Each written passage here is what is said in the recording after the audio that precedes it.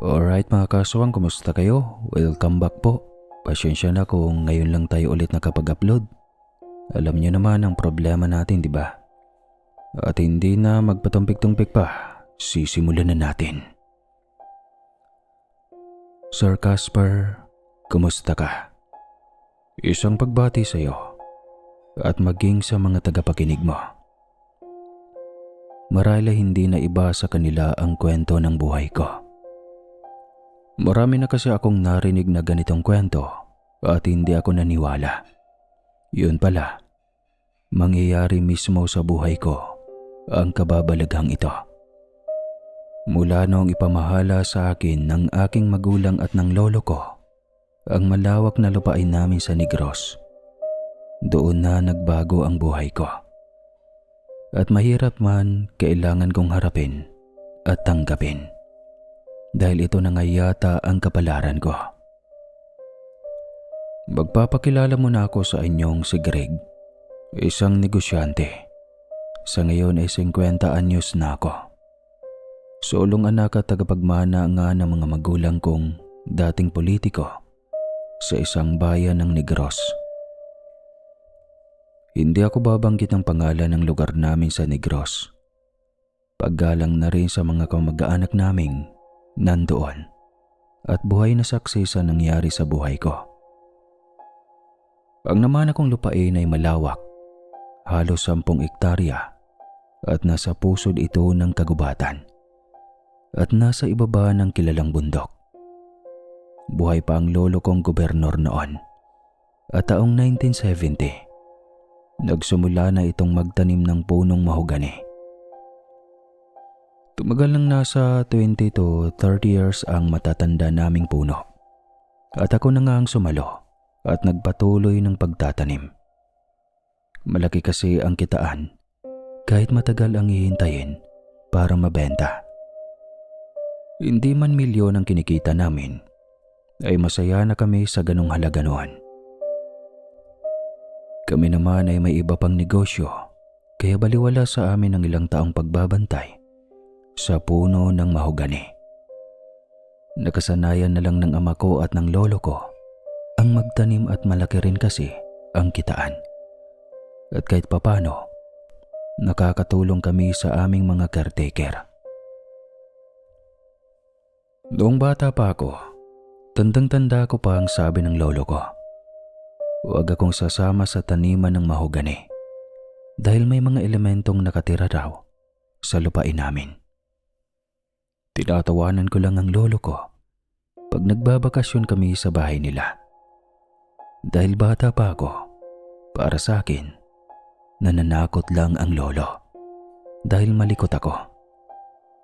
Umiiyak pa nga ako noon habang nasa balkonahin ni na lolo dahil tanaw ko ang mga kaedad ko na naglalaro paikot-ikot sa mga puno ng mahogani namin. At biglang bubulong sa akin ang lolo. At lalo naman akong iiyak. Sige, umiyak ka pa. Lakasan mo nang marinig ka nila. Mga batang engkanto yan. Wala namang kabahayan dito. At walang bata sa lugar na ito. Puro matatanda lamang. Bakit ka ba nananakot, lolo? Gusto ko lang namang makipaglaro sa kanila. Apo, hindi ako nananakot. Walang kabahayan nga dito. Atin ang malawak na lupaing ito. Paano magkakaroon ng mga kabataan dito? 10 taon ka na. Alam ko na uunawaan mo na ako. Sige nga, may nakita ka na bang kabahayan dito sa lugar natin? Dahil nga bata, hindi ko binibigyang pansin ng mga sinasabi ni lolo. Basta inggit na inggit ako sa 10 kabataan na kasing edad ko lamang. Habang naghahabulan sila at nagtatawanan. 3:00 na ng hapon noon at alam kong kay sarap sanang tumakbo dahil malamig na ang sikat ng araw. May pasumbong-sumbong pa ako sa papa ko at para ba ako noong naghanap ng kakampi. Pa, bakit ayaw akong palabasin ni lolo? Atin naman ang malawak na lupain na, tsaka kay linis naman, walang matataas na damo. Bakit bawal akong maglaro doon? Tsaka yung mga kabataan na kaedad ko, Bakit ang tawag ni Lolo? Engkanto daw po. Ano po ba yun? Nakita ko ang reaksyon ni Papa. Tandang-tanda ko pa.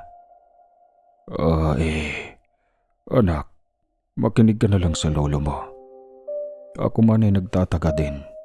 Ang dami laging kabataan na naglalaro tuwing hapon sa lupain natin.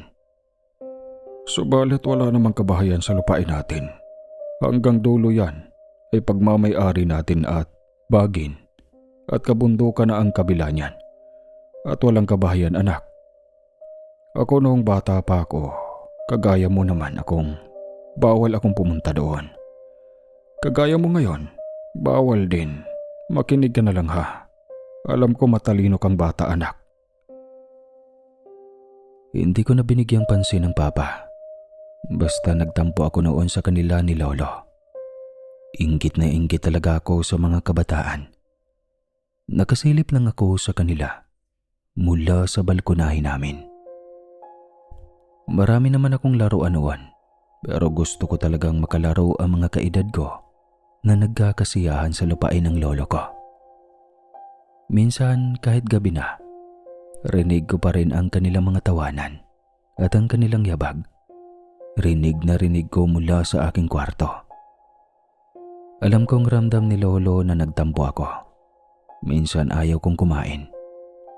Kaya itataboy na kami ni Lola papunta sa bahay namin sa Kabayanan. Pero dahil bakasyon at may negosyo ang mga magulang ko, ihahabilin na naman ako nila sa lolo at lola ko. Minsan ko ring nahuhuli ang lolo, kausap ang kanyang katiwala. Erning, hindi ba kayo inabala ng mga elemento ha?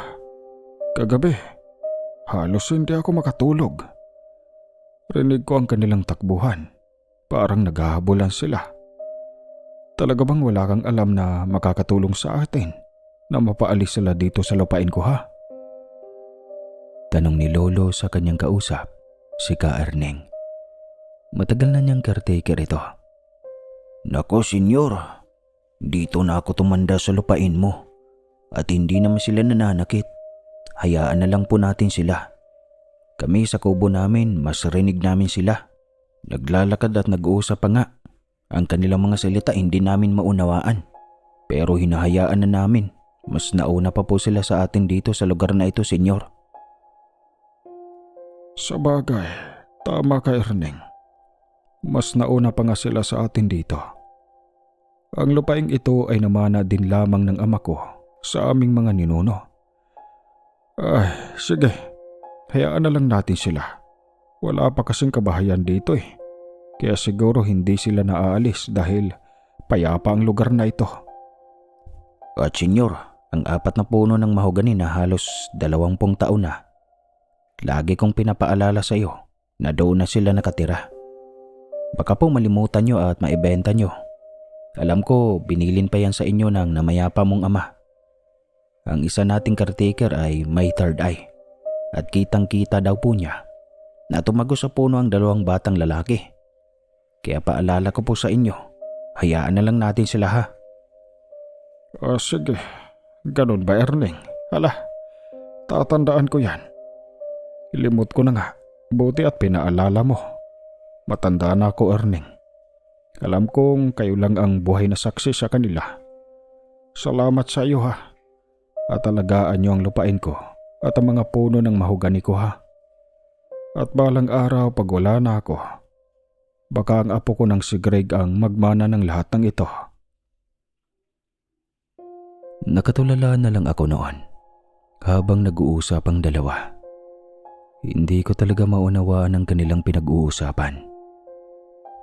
Subalit, ewan ko ba, at kahit bata pa ako, nakatatak naman sa isipan ko ang lahat ng iyon. Hanggang sa paglipas ng mga taon, nagbinata na ako at patuloy akong nangungulit na magtungo sa kakahuyan dahil kay ganda ng ilalim ng puno ng mga mahogani. Malilim at kahit tirik ang araw, walang sinag at kay lamig ng hangin. Pero bawal nga. Minsan tuloy ayoko nang magbakasyon sa lugar na yon, sa bahay ng lolo.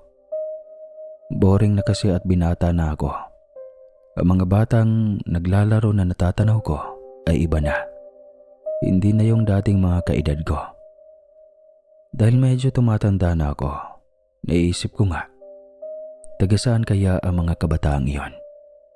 Wala namang ibang bahay sa lupain namin, kundi ang bahay ng lolo at 2 caretaker na purong lalaki na may edad na. At hanggang sa magkaroon na kami ng negosyo sa syudad ng Maynila at nanirahan na nga kami sa Makati. Isang private village na ang ambience ay style nature. Kaya malakas sumatak sa mga mayayamang negosyante at marami nga ang naingganyong bumili. At kasama na doon ang papa ko. Ang mga bahay doon ay ang mga disenyo ay parang nasa bansang New Zealand. Pati ako ay mangha-mangha nang marating ko ang pribadong village na iyon.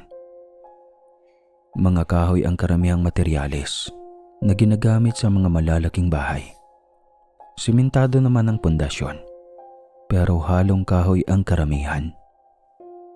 Doon nagustuhan ng mama ko na manirahan kami. At take note, early 90s ito. Dahil lumaki rin naman sila sa Negros at sanay kami sa kabundukan, doon kami nawiling manirahan. College na ako noon at nasanay na nga ako sa buhay sa syudad. Hanggang sa magkasakit na ang lolo at kasalukuyang gobernador noon, ang lolo ko nang mamatay ito. Kaya walang nagawang papa, kundi pumasok na rin sa politika at bumalik na naman kami sa Negros. Paano ang bahay natin? Sayang naman baka mapabayaan. Magtalaga kaya tayo ng caretaker para malagaan pa? Sige anak, ikaw na ang bahala. Nasa tamang edad ka na. Ako'y magiging abala na at ang mama mo. Kaya pagkakatiwalaan na kita, maging sa iba pa nating negosyo. May bahay naman tayo sa kabayanan ng Negros at ang bahay ng lolo mo sa kabundukan. Sina Ka-Erning na ang bahala doon. Unawa ko naman ang mga magulang ko at ako bilang sulong anak, kailangan kong makipagtulungan sa kanila. Sa tulong ng mga kaibigan kong mayayaman din, humiram ako sa mga tauhan nila ng caretaker sa bahay namin sa Makati. At ako naman sumunod na rin sa Negros dahil sanay na rin naman akong mamuhay doon. Nung makabalik ako doon, nagustuhan ko ang lumang bahay ni lolo at ang ilang negosyo na naiwan ng lolo, ako na ang namahala. Doon na nga umikot ang buhay ko at sa tagal naming hindi nakabalik sa lumang bahay ng lolo, nanibago tuloy ako. Ka-Erning, kumusta po kayo? May edad na rin po kayo ah. At ang mga anak mo mga pamilyado na pala. Kumusta po kayo dito? May natanong nga pala sa akin. May balak na bumili ng mahogani. Mayroon na ba tayong pwedeng ibenta sa kanila? Meron naman Sir Greg, kaya lang ipapaalam mo muna sa akin kung kailan ha. Hindi pwedeng basta na lang tayong magpuputol. Kailangan bago at pagkatapos ng kabilugan ng buwan. Yan ang tamang pagpuputol, sir. At may mga tao na tayo na tinatawagan para sila ang magputol. Bawal po tayong magpapasok dito ng mga dayo. Ay hirap na. Pananagutan natin pag may masamang mangyari sa kanila. Ka-Erning, ano ka ba? Nakuha mo pa ang ganyang paniniwala kay lolo. Patay na ang lolo. Hayaan na natin ang maling paniniwala. Tsaka matanda ka na. Baka napapagod ka na po. Hayaan mo na sa mga anak mo ang pamamahala ng lupain ng lolo. Maling paniniwala ba ka mo, Sir Greg? Diyos ko. Matagal kayong nawala dito at hindi nyo alam ang mga nagaganap dito. Kaya nga halos ang lolo mo rumatay na sa sakit niya dahil sa stress sa pag-aalaga ng lupain nyo. Sir Greg, marami ka pang dapat na pag-aralan sa malawak na taniman ng mahogani nyo. Huwag kang matigas ang ulo, baka pagsisihan mo lang. Ewan ko ba, pero seryoso ang matandang caretaker ng lolo ko. Ang kanyang pananalita ay nararamdaman ko na totoo lahat ng sinasabi nito.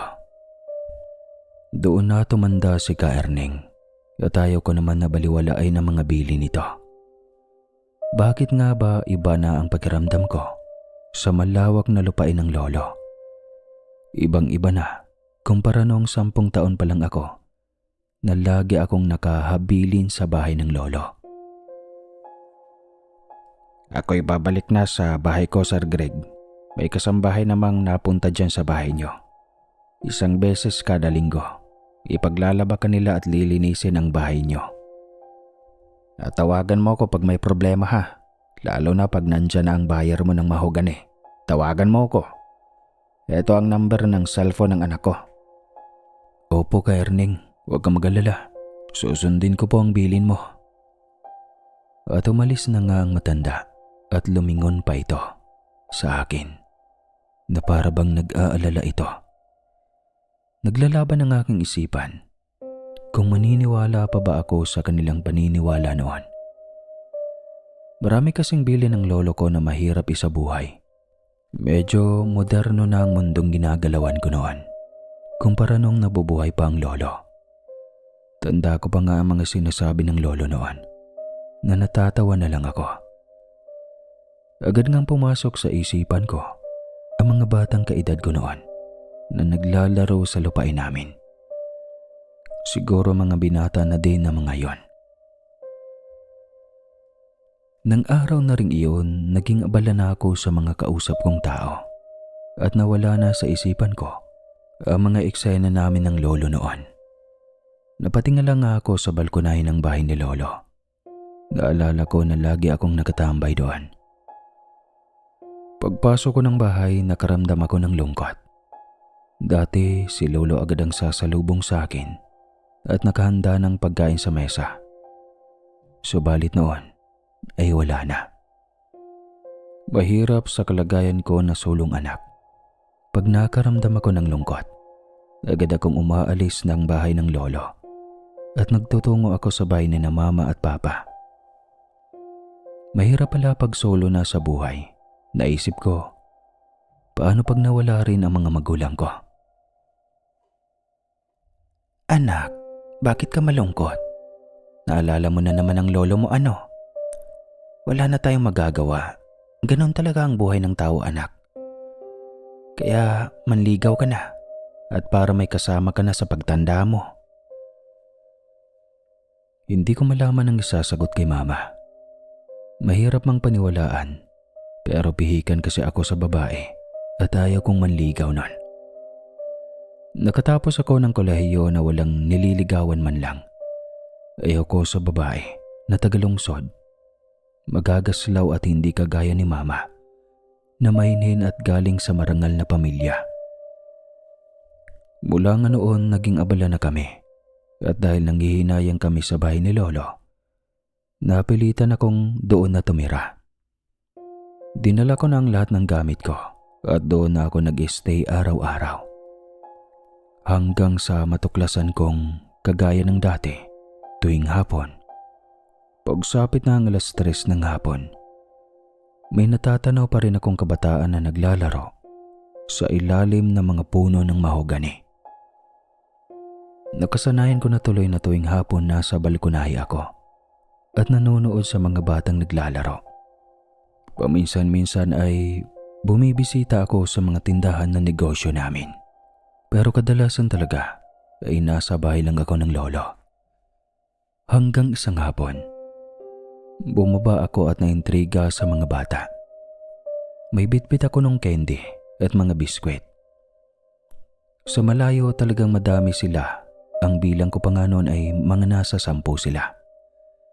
Takbuhan at tawanan, sigawan, at talagang mga kabataang enjoy sa paglalaro.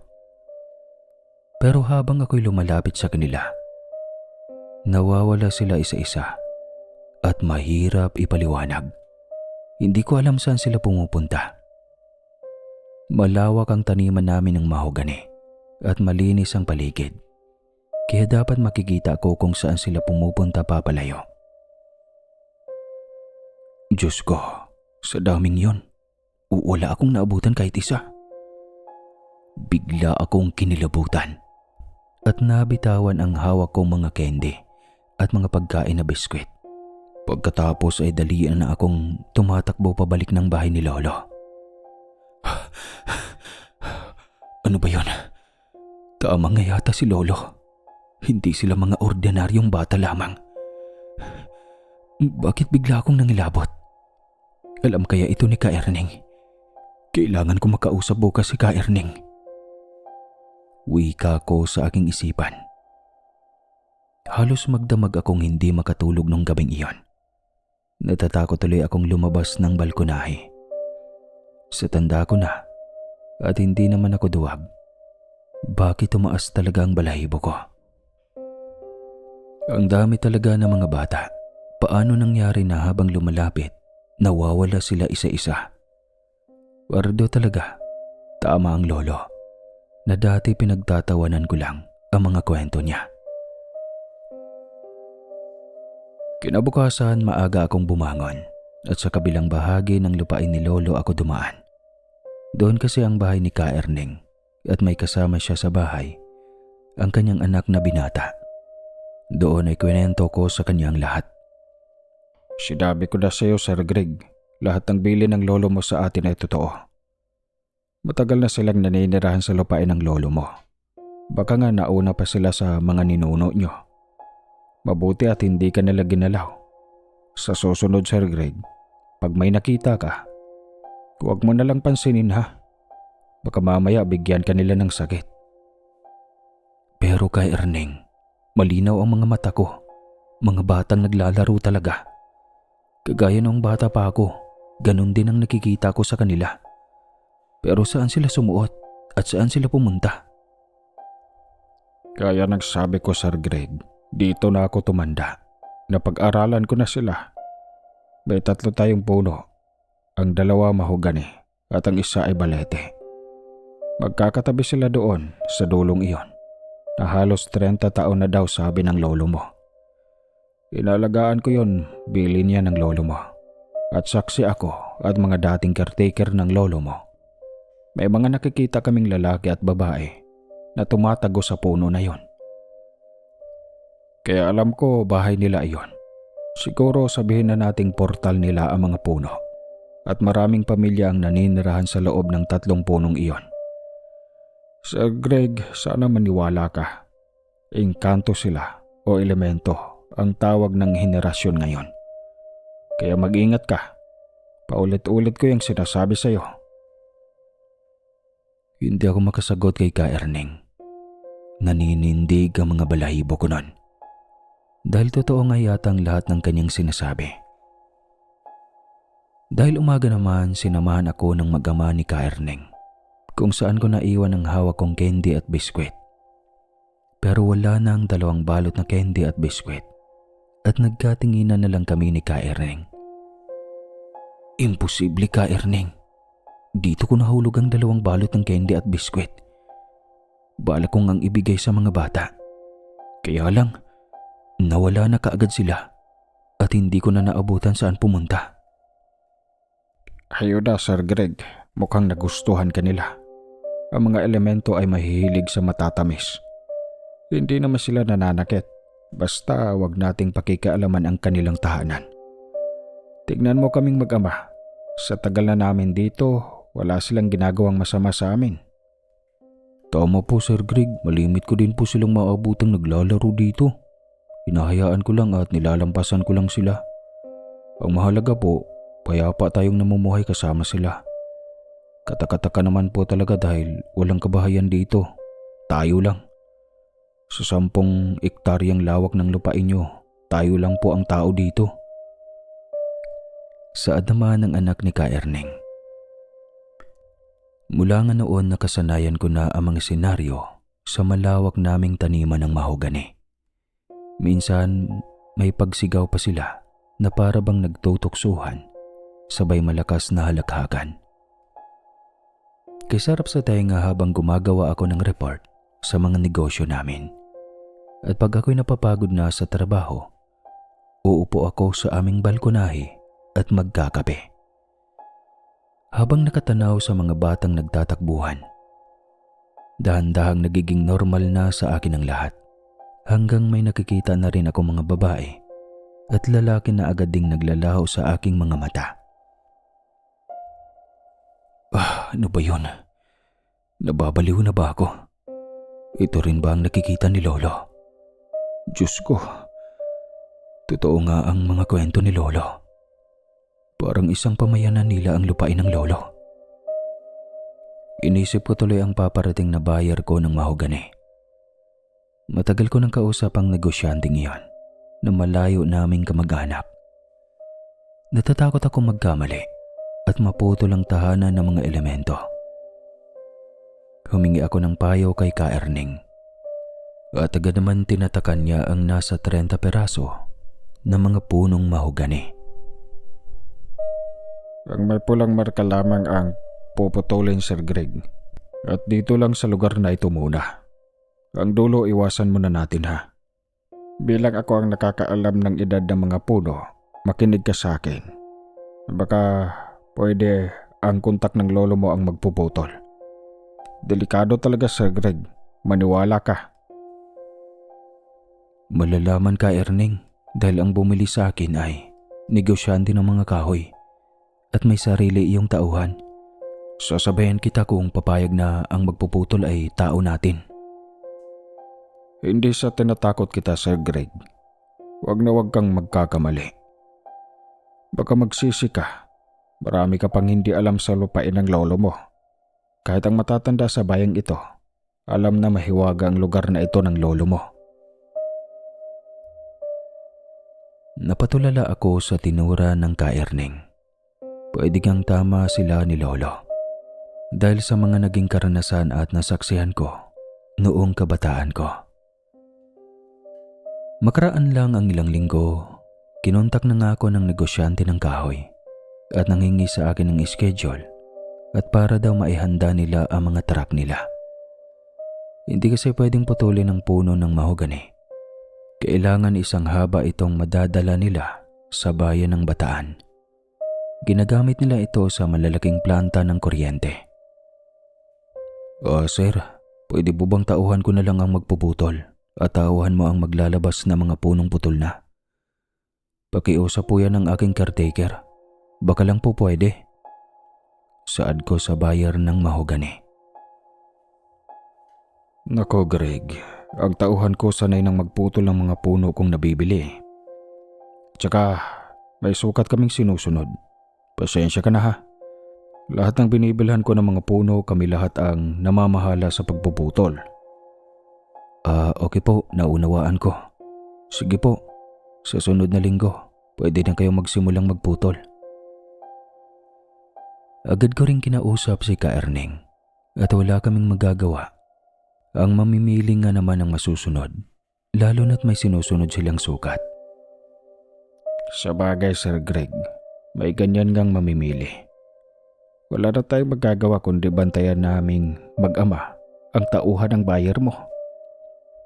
Ni Ka Erning. Dumating nga ang araw ng linggo. Ewan ba, at biglang nagbago ang klima ng lupain ng lolo ko. Dumilim ang paligid at umambon. Lumamig rin ang hangin at parabang kontra ang mga elemento sa gagawin kong pagbebenta ng mga puno ng mahogani. Habang nagkakape ako sa balkonahe namin, bahagi akong bumulong. Pasensya na po, kailangan na naming bawasan ang mga puno ng mahogani. Ilang taon na rin naman ang edad ng mga ito at kailangan ko din po ang dagdag puhunan sa aking mga negosyo. Patawarin niyo ako at huwag kayong mag-alala. Babantayan naman kayo ni Ka Erning. Isang malamig na hangin ang dumampi sa mukha ko at para bang nakarinig ako ng mga salitang nauunawaan namin. Halos mga talang kamay ko at ang kape ko munti ka ng matapon. Diyos ko, Lolo, totoo nga sila. Sambit ko. Maya-maya lang ay dumating na ang tauhan ng bayar ko at inaabot na ang tseke at fully paid na nga. Wala na akong magagawa at sapat na ang bayad nila para ito sa aking negosyo at kailangan ko ang dagdag na pondo. Ayoko na kasing umaasa kina mama at papa. Matanda na ako at tapos na sa pag-aaral. Nakakahiya naman na aasa pa ako at laging humihingi ng pera.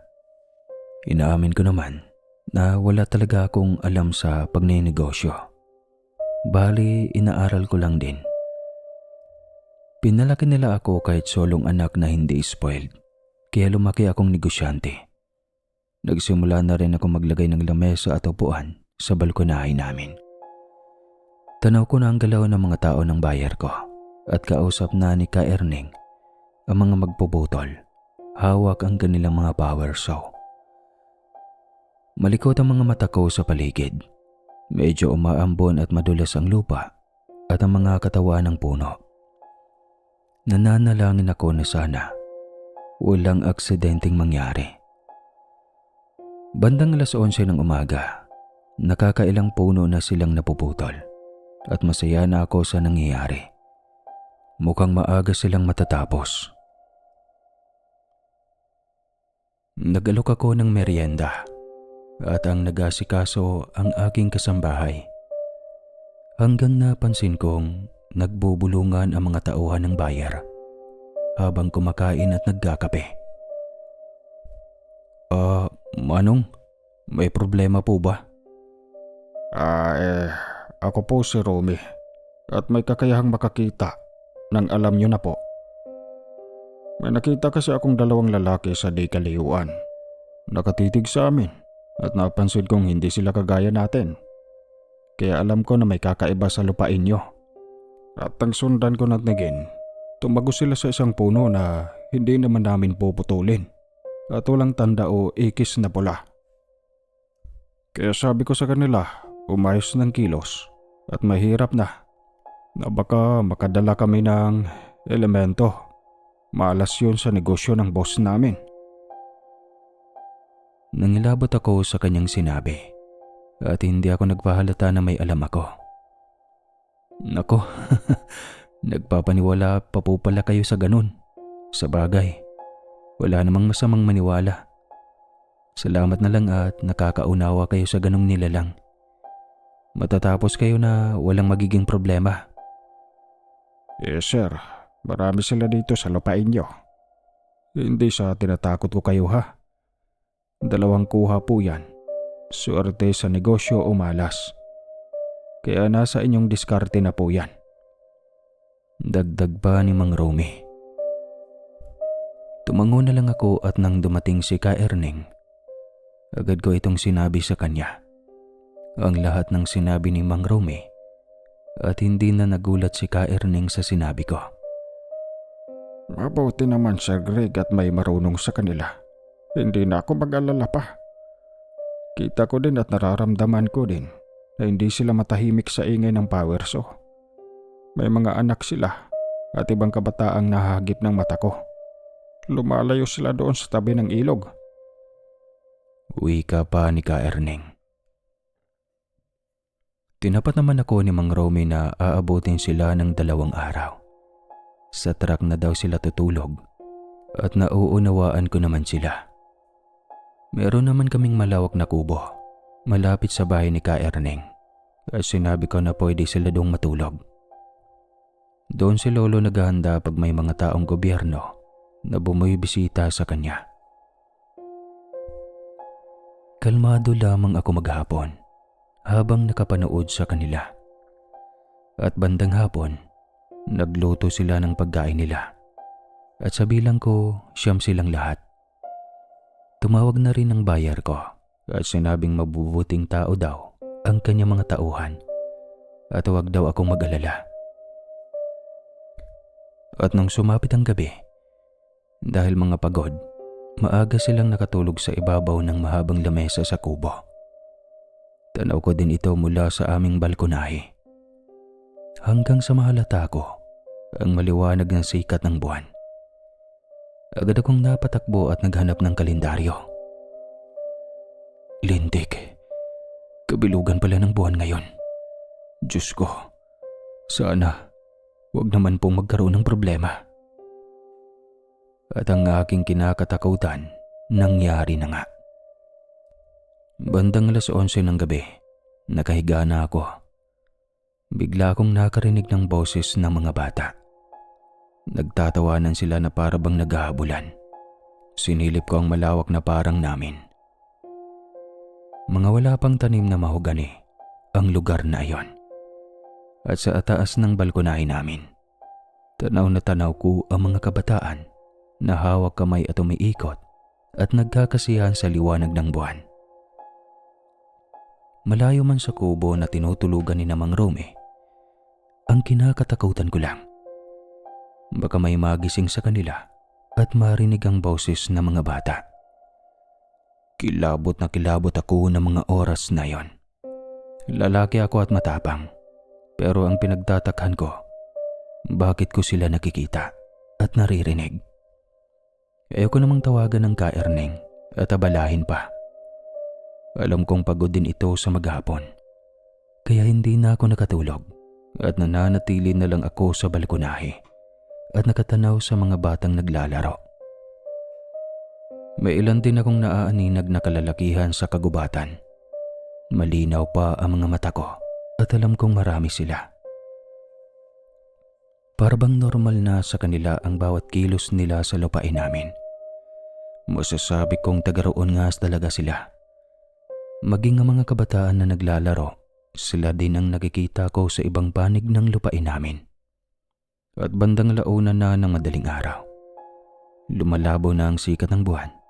Isa-isa na silang nawawala. Hindi ko na namalayan kung saan ba sila lumulusot. Basta ang kubo ko sa malalaking puno na matatanda na, doon sila pumapasok. Napakahiwaga talaga ng mundo natin. Ako'y naging buhay na saksi sa takbo ng buhay nila sa aming lupain. Nakaramdam ako kung may nagising ba sa mga tauhan ng bayar ko. At salamat naman sa Diyos, sa pagod nila, mga himbing ang mga ito. Lumipas ang mga oras, 6:00 ng umaga. Natanaw kong nagkakape na ang mga ito at nagsisimula ng kumilos patungo sa kanilang mga natirang puputulin pang puno ng mahogani. Ako naman ay nag-almusal na rin at nagtataka ako. Hindi ako inaantok at paglabas ko muli sa balkonahe namin, natanaw kong magkausap si Ka-Erneng at Mang Rome. Agad akong bumaba ng bahay at baka ako may problema. Sir Greg, nawala ang ibang tanda. Nawala yung ikis na pula na ginawa ko sa mga puno. Parang alam ko na ang ibig sabihin. Baka may nagmami-ari na ng mga punong iyon. Alam nyo na ang ibig kong sabihin. Mahirap mang paniwalaan. Saad ni Ka-Erneng. Huwag kang mag-alala, nauunawaan ko. Ilan na lang naman ang kulang. Magpapaalam na lang ako sa kanila. Okay na po, Sir Greg. Huwag ka nang mamroblema pa. Ni Mang Rome. Nakita namin ni Ka-Erneng na may inilabas na parang kwintas na may kakaibang pendant ang Mang Rome at saka ito bumulong. Maya-maya pa, siya na ang naglagay ng marka sa mga puno at ilan na lang naman ang kulang at natapos nga nila ang kabuuan. Umalis na kami ni Ka-Erneng. Ayaw na naming makaabala pa sa kanila. Hinayaan na namin sila. At palagay ko, rinig ni Mang Rome ang mga bata noong hating gabi. Dahil bukas ang kanyang third eye, hinayaan na lang niya ang kanyang mga naririnig. Mabilis na lumipas sa mga oras. Bandang 5:00 ng hapon. Tapos na ang kanilang trabaho at handa na ang kanilang 2 truck at handa nang umalis pabalik ng Bataan. Tumawag muli ang bayar ko at nagpasalamat. Paalam po, Sir Greg. Alagaan mo po ang mga nakatira sa inyong lupain. Mukha namang swerte ang hatid nila sa iyo. Wika pa ni Mang Rome at umalis na sila. Balik na muli sa normal na buhay, ika nga. Dumaan ang mga buwan at taon, nakasanayan ko na ang hiwaga ng aming lupain at nananatili lamang iyong lihim sa amin ni Ka-Erneng. Walang kaalam-alam ang mga magulang ko sa mga nangyayari at sa nararanasan ko. Ayoko na silang bigyan pa ng problema. Marami pa akong hiwagang nasaksihan tuwing kabilugan ng buwan. May mga handaan akong natatanaw sa kagubatan. Maliwanag na para bang may mga bulang apoy. Maraming tao at may naaamoy akong masasarap na putahe sa 10 oras ng gabi. Mga tugtugan at may malalakas na tambol akong naririnig hanggang madaling araw, at lahat ng naririnig ko ay dinig din ng mag-ama ni Ka Erning. Minsan habang ako'y nag-aayos ng file ko at tahimik ang paligid, may maririnig akong mga boses na dumaraan sa tabi ng bahay ko. Pero hindi ito dialect natin. Hindi ito Hiligaynon o Bisaya. Hindi rin Tagalog. Iba ang tono ng salita. Inaamin ko na kahit pa sabihing sanay na ako, naninindig pa rin ang balahibo ko. At para bang nagugulantang na lang ako sa simpleng kalampag sa malawak na taniman namin ng mahogani. Hanggang sa maging busy na ako dahil nagkasakit ang aking ama noon. Sa ulong anak ako at kailangan ako ng papa ko. Dahil sa pagod bilang isang politiko, bumigay na ang katawan nito. Kaya napilitan itong tumigil na at nagpagamot na lang sa ibang bansa. Anak, gusto ka man naming isama sa Amerika. Pero hindi talaga pwede. Ang mga negosyo natin at ang mga naiwan ng lolo mo, ikaw lang ang maaasahan namin ng mama mo. Pa, huwag ka mag-alala. May mga pinsan ako at kamag-anak na handa akong samahan. Tsaka ang isipin mo, ang sakit mo. Sige na po, umalis na kayo ni mama. Ang hirap pala ng iisa ang anak. Daing naman ni mama. Hindi ko na pinahalata sa kanila na natatakot akong mag-isa. Matatag na garig ang nakita nila nang umalis sila ng Pilipinas. Kalalaki kong tao, naiiyak ako habang papalayo ang eroplanong sinasakyan ni na mama at papa. Ngayon lahat ng desisyon ko ay akin. Pinagkatiwalaan nila ako. Kaya hindi ako pwedeng maging duwag. Kailangan kong mapalago pa ang mga negosyo namin.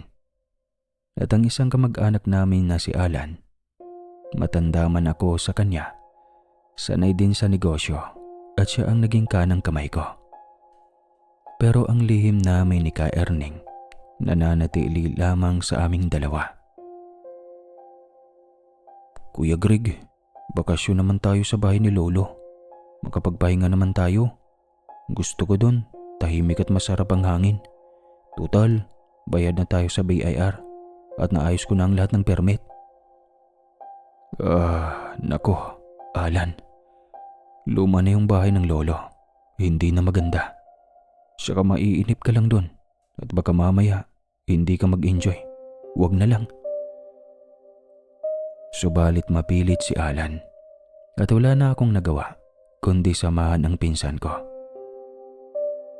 Pagkarating namin doon sa bahay ng Lolo, agad akong sinalubong ni Ka Erning at bakit daw ako nagsama ng kamag-anak ko. Sir Greg, ilang gabi nang may kakaibang nangyayari sa taniman natin na mahogani. Para bang may kaguluhan sa mga nakatira doon. At alam mo na po ang ibig kong sabihin. Nako, Ka Erning, paano ba yan? Ari pamanding pinsan ko lumaki ito sa Maynila. Hindi niya mauunawaan ang nagaganap dito. Ang kulit kasi nito, nagpilit pang pumunta dito. Bahala na, basta alalayan mo kami. 1 linggo lang naman kami dito. Sir Greg, maging alerto ka. Dahil noong isang araw, parang may nakita akong nilalang sa balkonahe nyo. Baka napasok na sa bahay nyo, kaya mag-iingat ka. Wala na nga akong naisagot kay Ka Erning dahil nag-aalala agad ako sa pinsan ko. Kuya, may kasambahay pala kayo. At saka kahit luma na ang bahay ni Lolo, malinis ang loob. Sarap naman dito. Makakatulog ako ng mahaba-haba dito Sigaw ng pinsan ko at nasa balkonahe na ito. At napasok na ang buong bahay ng lolo. Pero Sir Greg, hindi ko pa natatawagan ang kasambahay mo. Walang tao dyan, matagal na. At walang naglilinis dyan. Hala Sir Greg, bumalik na lang kaya kayo sa bayan. Nag-aalala ako sa inyong dalawa. Teka, tatawagan ko na ang kasambahay mo. Wika ni Ka Erning bigla. Nataranta na nga ako at hindi ko na alam ang gagawin. Nilakasan ko na lang ang loob ko at ang kasambahay namin nang dumating. Hindi ko na muna ito pinauwi. Nag-stay-in muna ng 5 araw at hindi ako nagpapahalata na natatakot na ako. Mabuti na lang at palaging may daladalang radyo si Alan. Music is life kasi ito. Dahil nitong mga panahong ito ay nauso talaga ang FM. At hindi niya naririnig ang paligid dahil doon. Sa unang gabi pa lang namin, hindi ko na nagustuhan ang mga naririnig ko. Maraming yabag na mga paa na dumadaan sa tabi ng bahay namin. May mga tinig akong naririnig na parabang mga galit. Parabang mga taong nagtatalo at nag-aaway. Ganoon ang palagay ko. Tama nga ang Ka Erning. May kakaibang nangyayari sa mga elemento. Sana nga hindi ko kagaya si Alan. Nabukas ang tenga at mata sa mga hiwaga sa lupain ng lolo. 2 araw hanggang 3, nagaya na nga akong bumalik na sa bahay ni na Papa doon sa bayan. Pero talagang ayaw ni Alan. Tulog ito ng tulog at para bang wala pang balak na umalis. Kasi daw nawawala ang kanyang stress. Ano ka ba Kuya Greg, nakakainis ka? Minsan na nga lang makapagbakasyon tapos parang ayaw mo pa. Sabi mo, 1 linggo tayo dito. Muli wala akong nagawa. Pinilit ko maging busy na lang. Nag-ayos na lang ako ng mga file ng negosyo ko. Para lang maging busy ako maghapon at makatulog agad sa gabi. Hanggang sa isang hapon nun, bandang 3:00 na. Nawala sa kwarto si Alan. Agad kong hinanap at natanaw kong patungo ito sa taniman namin ng mahogani. Halos talunin ko na ang aming bakuran at nagtatatakbo ako para pabalikin si Alan sa bahay. Alan! Huy! Ano ka ba? Hapon na! Bawal dyan! Tara na sa bahay! Huy! Ayan ka na naman Kuya Greg. Aligaga ka na naman. Ano ba ako, bata? May natanaw lang akong mga batang naglalaro kaya ako bumaba dito. Ayan, nawala tuloy sila. Ang ingay mo kasi Kuya Greg eh. Nanlaki ang mga mata ko at nahila ko na si Alan pabalik ng bahay. Wala na akong sinayang na sandali at ayaw kong tumingin sa paligid. Nangangamoy kasi, parang nilagang kamote. At amoy paritong manok sa paligid ng mga puno ng mahogani. Mukhang inaakit nila si Alan. Mabuti at nakita ko kaagad ito. Muntik-muntikan na kaming madapa habang hatak-hatak ko si Alan. At hingal na hingal kami nang makarating sa loob ng bahay ni Lolo. Diyos ko naman Kuya, kulang na lang kaladkarin mo ko ha. Teka nga, may baboy ramoy ba dito o taong labas? Pero ang alam ko, kay Lolo ang lahat ng natatanaw natin dito ha. Bakit parang takot na takot ka naman dyan? Sige nga Alan, ikaw na ang nagsabing lahat ng natatanaw natin dito. Pagmamay-ari ni Lolo. Ngayon, ang tanong ko sa iyo, bakit may mga nakita kang batang naglalaro aber? Wala na bang ibang bahay dito, kundi tayo at ang kubo ng caretaker na matandang lalaki lang naman at ang anak niyang lalaking matanda na rin ang nakatira dito sa kubo niya? Sige nga, sagutin mo ako. Sino at ano ang mga batang nakita mo? At balak mo pang lapitan kanina? Hala, Kuya Greg, oo. Oo nga no. Ano yung natanaw ko? At bakit nga agad nawala ang mga bata? Nasa bilang ko baka mga 5 lang sila lahat. So ngayon, alam mo na kung bakit ako nag-aalala. Dito na ako lumaki at ang lolo maraming bilin. Maging ang caretaker ay alam ang hiwaga dito. Kaya nga ayaw kitang dalhin dito eh. Kuya Greg, ano nga yun? Sagutin mo ako. Ano yung mga bata na yun? Ibig mong sabihin, mga engkanto sila or mumo? Hindi na ako nakapagsalita pa dahil may narinig kaming naglalakad sa labas ng pintuan ng bahay. Maging ang sa bahay ko nakakalata na rin at natatakot na. Kundi nga lang malapit ng gumabi, umalis na kami ni Alan. Relax lang muna tayo ha. Magsara ka na manang at bukas maaga tayong aalis. Ihatid na kita sa inyo ha. Basta huwag kang matakot at safe naman tayo dito sa loob ng bahay.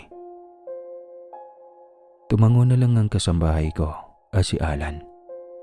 Halata akong takot na ito at hindi na makapagsalita pa. Nung gabi mayat akong gising. Pagkaramdam ko may naglalakad sa sala namin. Alam ko namang tulog na si Manang sa kwarto niya at si Alan naman. Sa takot, agad ding nakatulog. Doon ko napatunayan na pinapasok na rin nila ang bahay ng lolo ko. At sana nga, hindi sila manakit. Dahil marahil kilala na naman nila ako. Puyat na puyat ako dahil magdamag naririnig ko na naman ang tunog ng tambol sa parte ng kagubatan.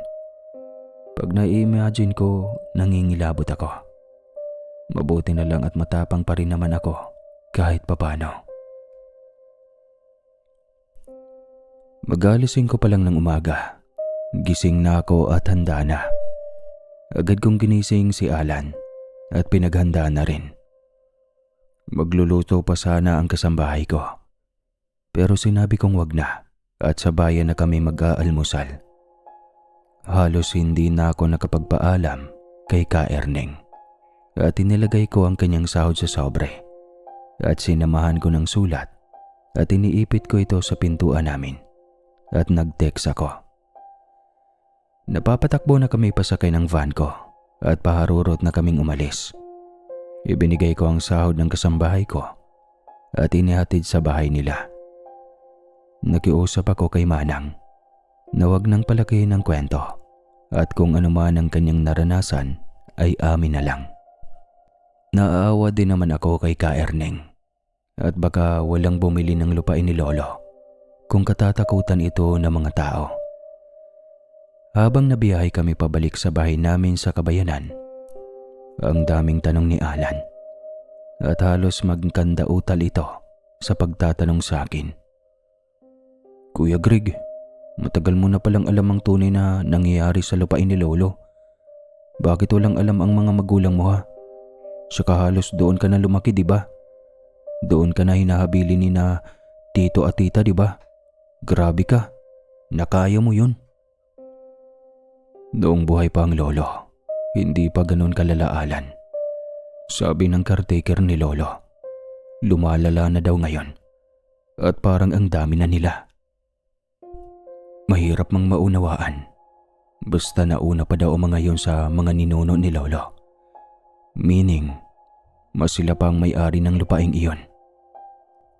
Yung mga bata nakikita mo rin iyon, kuya? Oo, Alan. Noon, 10 taon pa lang ako. Mga kaedad ko sila. At tiyak ngayon, baka may pamilya na ang mga yon. Ilang beses kong binalak na makipaglaro noon. Ayaw lang ni Lolo. At pagkabilugan ng buwan, nasa parang sila at naglalaro sa liwanag ng buwan. Sanay na ako pero ngayon, natatakot na rin ako, Alan. Kita ko ang aura ni Alan. Takot na ito. Mula nga noon sa Manila na ito nagbabakasyon. At pag wala na kaming trabaho, hindi na niya ako inaaya sa bahay ni Lolo. Nanatatiling lihim nga ang pangyayaring iyon. Pumupunta man ako sa lupain ni Lolo para dalhin ang sahod ni Ka Erneng. Pero umaalis agad ako. Iba na kasi ang pakiramdam ko. Hindi na payapa kagaya noon. Nilibang ko ang sarili ko. Nagsubok na akong manligaw. Maging si Alan ay may girlfriend na rin. At pag kaming dalawa na lang, muli niyang maaalala ang lupain ni Lolo. Sinabi naman ng papa ko pag nakakausap ko ito, Pag hindi ko na maasikaso ang bahay at lupain ni Lolo, ihanap ko na ng buyer. Alam kong mahirap magpasya at nakakaramdam ako ng awa sa mga nilalang na iyon. Paano naman sila kung ang makakabili ay sisirain ang kanilang tahanan? Hindi ko naman masabi kay Papa at Mama ang lahat. Matatanda na sila nun at may sakit pa. Napakasama ko namang anak kong dadagdagan ko pa ang kanilang isipin. Hanggang maisip kong ayaw ko nang ipagbili ang lupain ng lolo. Ipamana na lang kako sa akin at ako na ang bahala. Tapang ah. Sige nga Kuya Greg, bumalik ka doon. Kaya mo pa bang matulog at tumagal ng 5 araw? Kagaya ng ginagawa mo noon?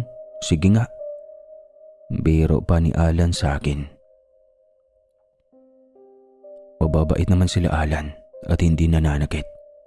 Kaya bakit naman hindi ko kakayaning bumalik doon? Tsaka ako lang naman ang magmamana ng lahat ng lupain ni Lolo. Solong apo ako. Naiisip ko kasi, kagaya natin, doon na sila namumuhay. Pag ibebenta ko, paano naman sila? Tumango na lang si Alan at natatawa sa paliwanag ko.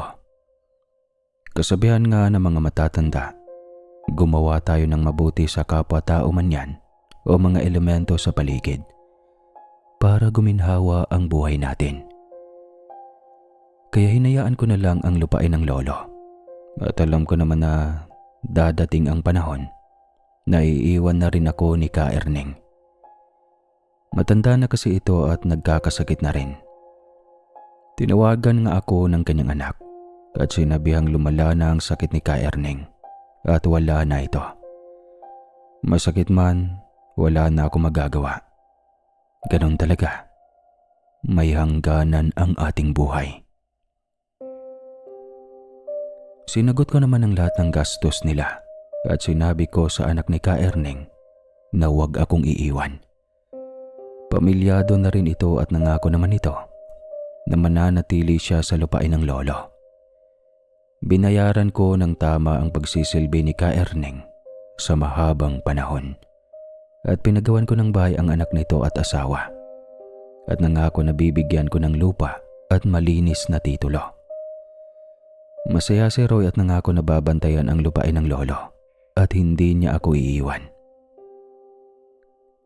Paano Roy? Palagay mo ang asawa mo kayang manirahan dito? Alam mo naman ang ating sitwasyon. May kasama tayo ditong hindi natin kaori. Hindi ba siya natatakot? Kaya naman ang asawa ko, Sir Greg. Kagaya ko, sanay siya mamuhay sa gitna ng kagubatan. At sa awa naman ng Diyos, hindi naman kami sinasaktan ng mga elemento. At ang itay nga halos dito na tumanda. Wala namang naging problema. Siguro, kilalanan niya kami. Salamat po sa tulong at umasa kayo. Babantayan ko po ang lupain niyo. Namaalam na ako kay Roy at sinabi ko sa kanya, may pagbabago na rin sa aking buhay kasama ang aking partner. At ang mga negosyo namin sa Kabayanan at sa Metro Manila din, ay ako lahat ang nag-aasikaso. Tuloy lang ang buhay namin at umuuwi lang ako ng Negros pag may buyer ng mahogani at kailangan kong i-guide. Pero hindi naman laging may buyer. Kailangan ko ding pag-aralan muna ang mga punong pwede nang ipagbili. Pansamantala nananatili ako sa bahay namin sa Makati dahil bala ko nang lumagay sa tahimik. At naapon ako. Marami nang dapat ayusin sa bahay namin. Kalahati kasi ng bahay namin ay kahoy. At mangangailangan ako ng kahoy. At syempre, kukuha ako sa lupain ng lolo. Mabait ang naging partner ko at hindi na kami gumastos ng malaki sa aming kasal. Pareho kaming may edad na at parehong negosyante. Kaya nagpasya kami na simple na lang ang lahat. Hindi na rin umuwi ng Pilipinas ang mga magulang ko. Hindi na nila kayang magbiyahe ng malayo. Malungkot man ako pero sanay na rin. Lahat naman ng kamag-anak namin suportado ako. Matapos ang lahat agad kong inasikaso ang bahay namin sa Makati.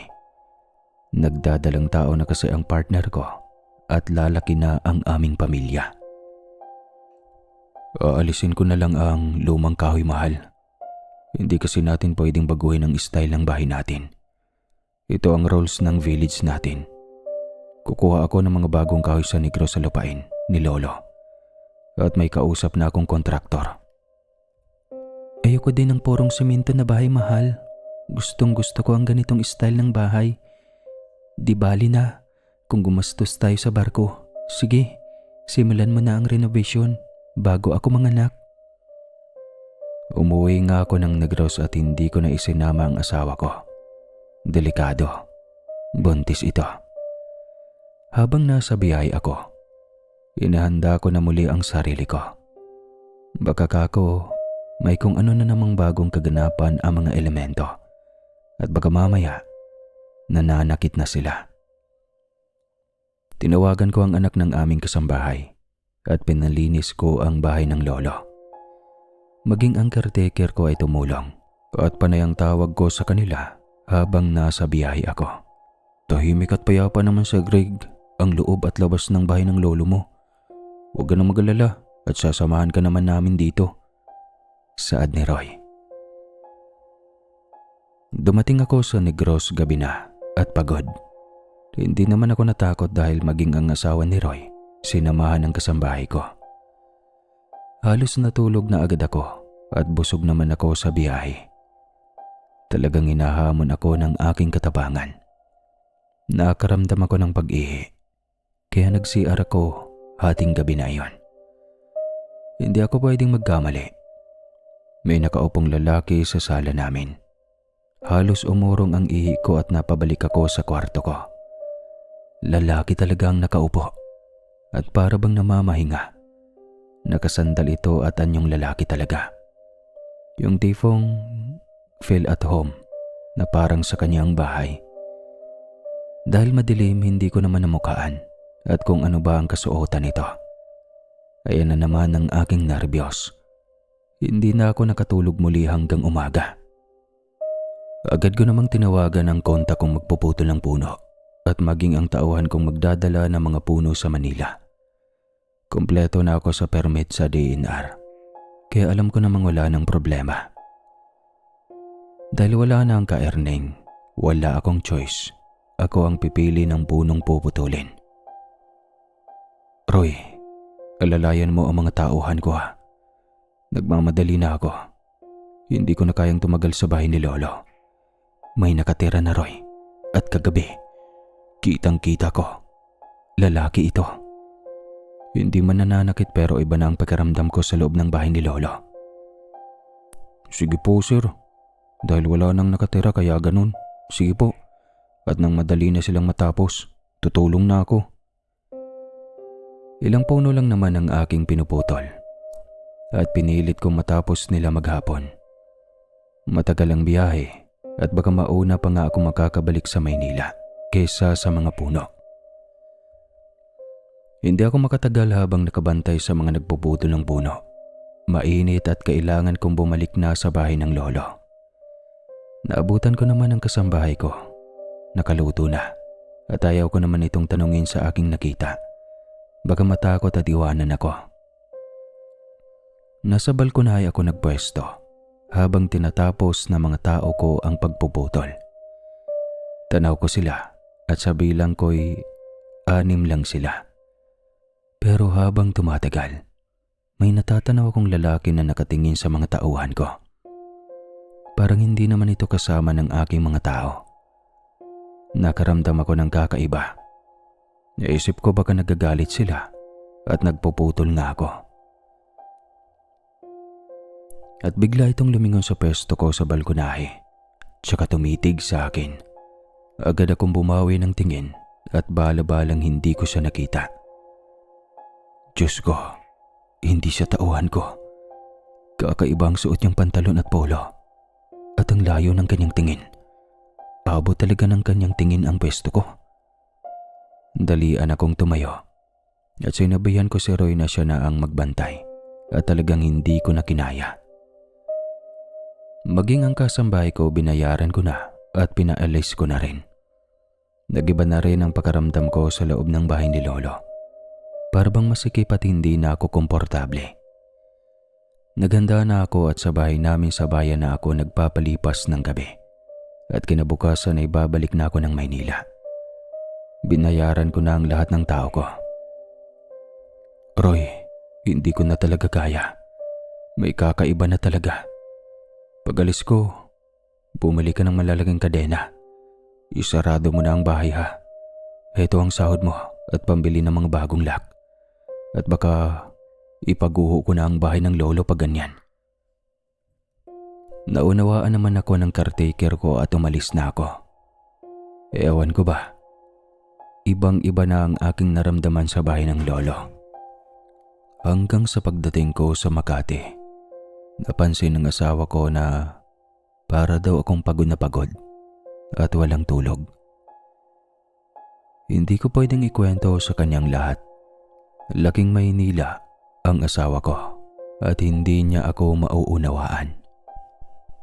Kailangan kong ituloy ang buhay ko. Dumating na ang mga kahoy pagkalipas ng ilang araw at sisimulan na ang renovation ng bahay namin. Naging abala na ang utak ko sa pag-ayos ng bahay ko at bahagyang nawala sa isipan ko ang kaganapan sa bahay ng lolo.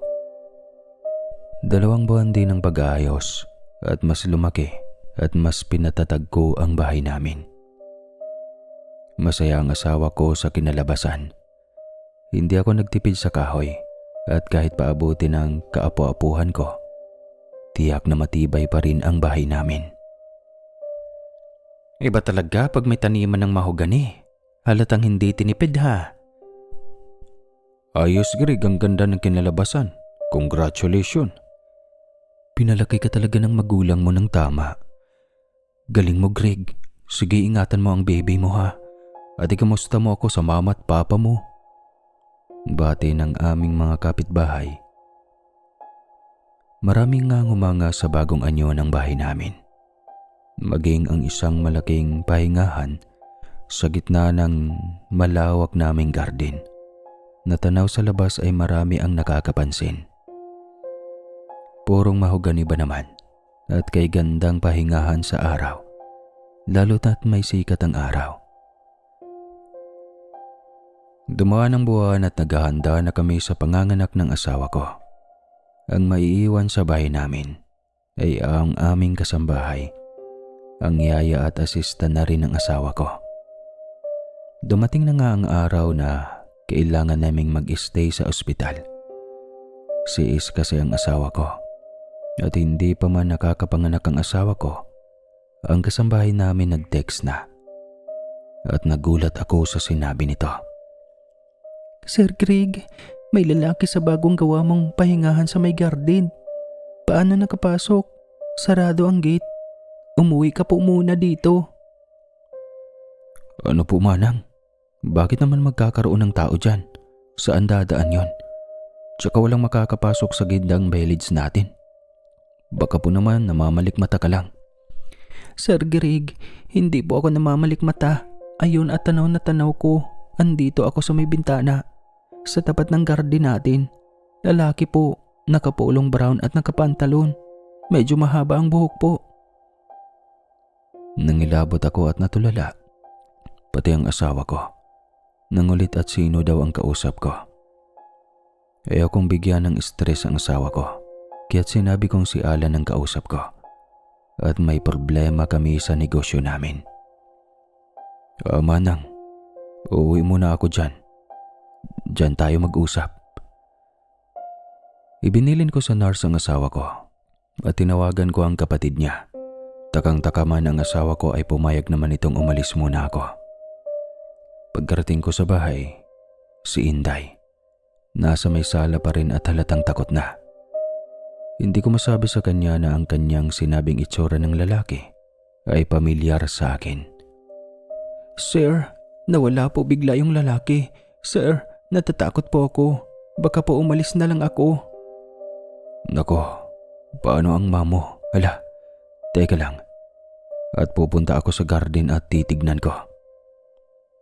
Wala naman akong naabutang lalaki. at nilibot ko na ang buong bakuran namin at wala talagang dadaanan. Binalikan ko si Inday at takot na takot talaga ito.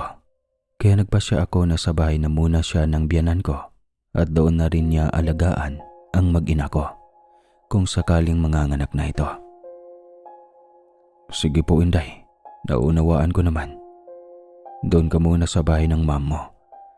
Pero nakakapagtaka lang, wala namang dadaanan kung magnanakaw man iyon. Sir Greg, hindi ako baliw ha. Pero hindi yung tao. Baka may nadala ang mga kahoy na kinuha mo sa inyo sa Negros.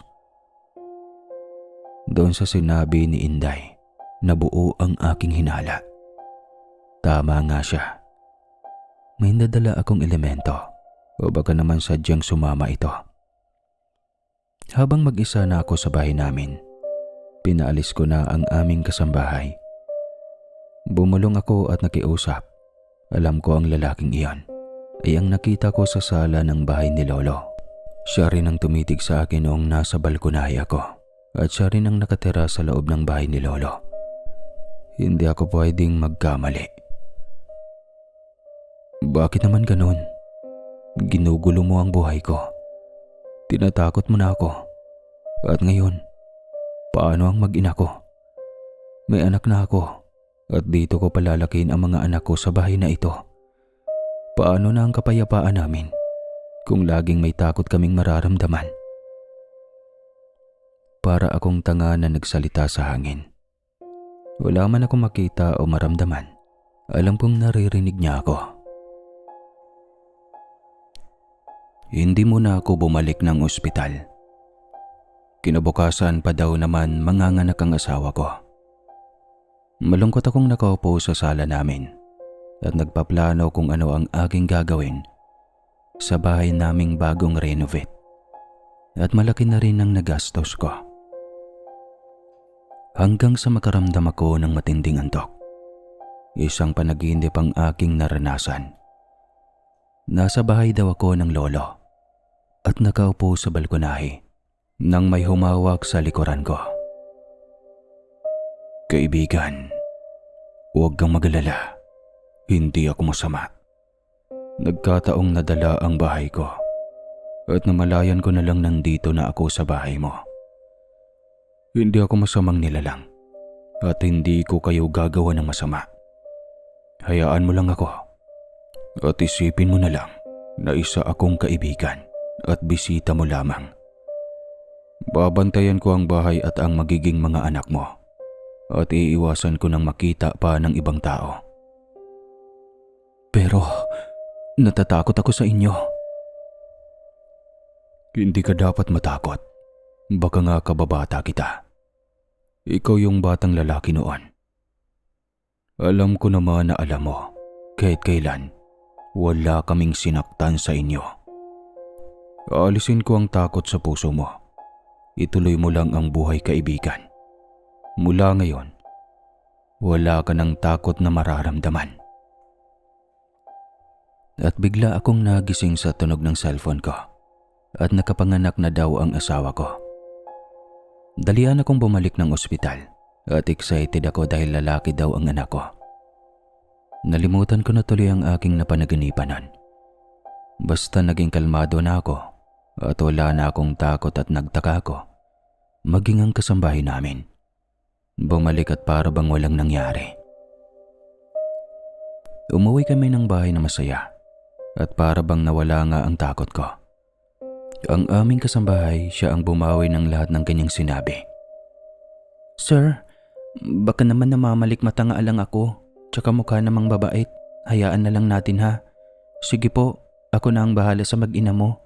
Magtrabaho ka na po, sir. Ni Inday. Buhat nga noon wala na kaming naramdamang kakaiba. Pero minsan, may dumaraan pa rin sa aking mga mata ng panandalian. Subalit hindi na ako natakot kahit kailan. Alam ko kasama namin siya sa bahay namin at masaya ako dahil may bantay sa mag-ina ko pag wala ako. At alam kong aalagaan ako ng kababata kong elemento. Isang araw nga nakatanggap ako ng text kay Roy at natuwa naman ako sa kanyang sinabi. Sir Greg, pasensya ka na ha. Hindi kita sinunod. Hindi ko tuloy ang pinadlak ang bahay ng lolo mo.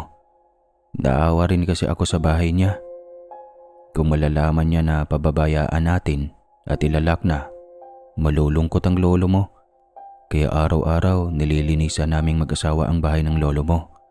Inaayos ko ang mga nasisira. At ewan, parang gumagaan ang pakiramdam ko.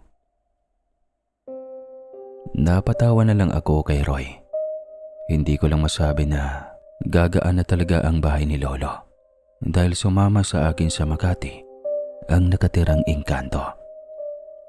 Mabuti naman, Roy. Hayaan mo at isang araw dadalaw ako dyan. Salamat sa malasakit, Roy. Manang-mana ka talaga sa tatay mo. Habang tumatagal nga at ang anak ko lumalaki na rin, nagsisimula na itong maglakad at paminsan-minsan nahahalata kong may kausap ito at parang nilalaro ang anak ko. Salamat kaibigan. Alam kong binabantayan mo kami. Diyan ka lang ha. At gabayan mo ko. Bulong ko. Nakakapagtaka man, maniwala man kayo o sa hindi, mas lumago pa ang aming mga negosyo. Maging ang negosyo ng asawa ko. Kaya bilang ganti nagtayo kami ng foundation para sa mga street children dito sa Metro Manila. At hanggang ngayon, tuloy ang pagpapakain namin sa kanila.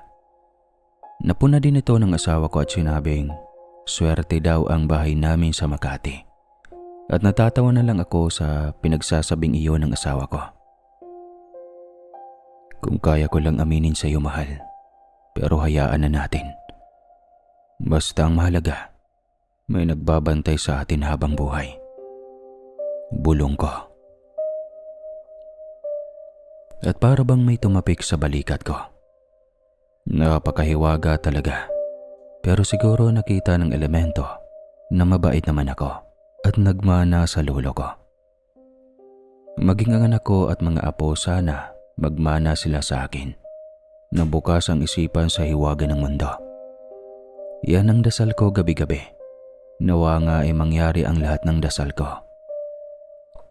Sa ngayon nagpatanim pa ako ng iba't ibang puno at isinama ko ang mag-ina ko sa bahay ng lolo at nagbakasyon kami. Kaigaan na nga sa bahay ng lolo. Para bang sinabihan ng kaibigan kong elemento ang kanyang mga kaanak na huwag kaming tatakutin at hayaang makapahinga maging ang anak ko na tumatakbo na. Ang saya ng mag-ina ko at sinabing pagandahin ko ang bahay ng lolo at lagi kaming uuwi ng Negros. Tinupad ko nga ang hiling ng asawa ko. Pinaganda at pinalaki ko pa ang bahay ng lolo. At napuna ko ang magagandang paru-paro at mga ibong noon ko lang nakita na nagliliparan sa garden ng lolo. Para bang sinasabi nila na salamat at hindi ko naisipang ipagbili ang tahanan nila. Maging ang mga magulang ko humiling na doon na sa bahay ng lolo sila mamahinga hanggang sa kunin na sila ng Panginoon. Sino ba namang anak ang aayaw sa hiling na iyon? Ginawan ko kaagad ng paraan at pinabalik ko ang mga magulang ko sa tulong na rin ng mga kamag-anak namin sa Amerika. Naluwa ako nang makita ko ang mga magulang ko. Matatanda na sila at pareho ng may sakit. Kaya ibinuhos ko ang oras ko sa kanila.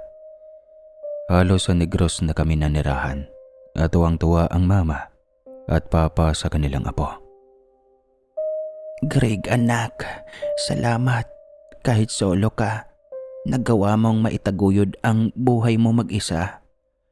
Maging ang negosyo natin biglang lumaki at ang yaman mo nadagdagan pa. Diyos ko, Greg anak, saan ka nakuha ng lakas ha? Salamat sa asawa mo. Napakaswerte mo sa kanya at sa apo namin na kagaya mong matalino. Ni mama at naiyak na ito. At siguro nga, kahit naman sino ay nagtataka sa nangyari sa buhay ko. Hanggang isang araw nga, magaling nang magsalita ang anak ko. At lahat ng mga nangyari sa akin noong kabataan ko, nauulit lang sa katauhan ng anak ko. Sa balkonahingan namin habang namamahinga kami, Ang daming bata naglalaro oh. Bababa ako, laro ako doon.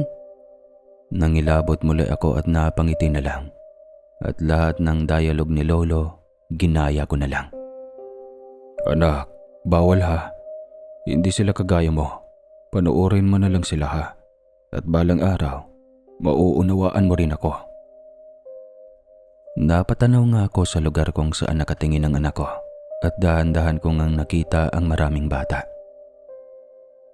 Kaibigan, salamat sa ligtas na buhay. Ayan at anak ko naman ang nakakakita at nakakaranas ng lahat ng naranasan ko noon. Hayaan mo, kagaya ng lolo ko. Ipapaliwanag ko rin sa anak ko kung sino kayo. Pangako, ligtas kayo dito hanggat nandito ang anak at mga apo kong magmamana ng lupaing ito. Bulong ko. Sir Casper, hanggang ngayong 2026, nauunawaan na ako ng anak ko. At kagaya ko sa una ay natatakot. Pero alam kong at ramdam ko, kagaya ko ang anak ko, matapang at tanggap ang mga elemento. Nananatili naman sa bahay ko sa Makati ang kaibigan at kababata kong elemento. Masaya akong nagigising minsan na nadadaanan ng mga mata ko ang kaibigan ko. Nakangiti at nakaupo sa tabi ng puno na itinanim ko para sa kanya. Tuwang-tuwa ito sa dala kong puno na itinanim ko sa likuran ng bahay ko. Ang punong kansilay. Ano yung kansilay? Kilala ito sa Negros dahil sa magandang puno nito at makukulay na bulaklak. Sa mga taga Negros dyan, ano yung kansilay na yun? Ngayon ko lang narinig yun ah. Sinadya kong hanapin ang punla ng punong kansilay upang kahit papano makaganti ako ng utang na loob sa kaibigan kong Engkanto. Binigyan niya ako ng magandang tirahan at maginhawang pamumuhay. Kaya dapat ko silang bigyan din ng bagong tirahan na kasama ko na habang buhay. Mahiwaga ito pero totoo yang nangyari sa buhay ko. Matagal na panahon kong itinago at ngayon naglakas na ako ng loob na ikwento sa iyo, Sir Casper. Ang lahat-lahat. Sa ngayon patuloy kaming nag-aabot ng tulong sa mga tao sa lansangan at iyan ang aking deboto. Hanggat ako'y nabubuhay, tutulong ako at iyan ang kwento ng buhay ko. Maraming salamat sa lahat ng nakikinig. Muli, ito po si Greg ng Negros to Makati. Ingat palagi at sana swertein ang lahat ng nakikinig ngayon. Grabe! Sa totoo lang guys, kinilabutan talaga ako nito. Gabi pa naman ako nagre-record tapos may nangangatok sa bintana ko dito sa gillids. Dito sa gillids.